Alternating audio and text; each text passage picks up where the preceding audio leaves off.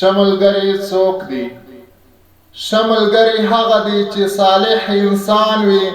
د الله جل جلاله اطاعت کوونکی، اوامرو ته تسلیم او د هغه په خوشحاله کولو باندې ډیر حریص وي،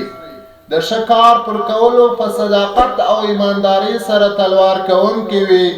او د بد کار څخه په تقوا باندې ډډه کوونکی وي. د پیغمبر صلی الله علیه وسلم د سنت او اهل سنت سره مینه ولري، دوستی او دشمنی د الله جل جلاله په خاطر وي، د ګناه او سرکشي څخه یې بد راځي، پرهیزګار او پاک انسان وي، تل د خیر کارونه په پټه سره کوي، په زړه کې یې بغض او حسد نه وي. ښه ملګری هغه دی چې الله عز وجل در په یادوي او د الله پاک په اطاعت کې در سره مرسته کوي، ستا په ښویېدلو او انحراف غمجن او په هدایت او سمون خوشحاله کیږي، تا په ښو کارونو باندې امر کوي او د بدو څخه دې منع کوي،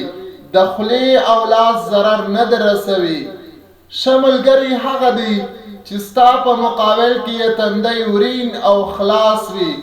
ژبه یې نرمه او د پیرزوینې څخه ډکه وي، زړه یې تحمل او فراخي ولري،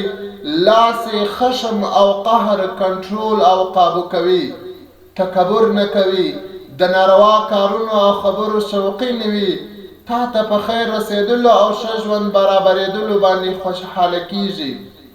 ښه دوست هغه دی چې په ښه کار موافقت او بد کار مخالفت کوي، خپله ملامتیا مني، ستا په ملاقات خوشحاله کیږي او تلوسه ورته لري، کله چې ورسره مصافحه کوي نو په محبت درته لاس درکوي،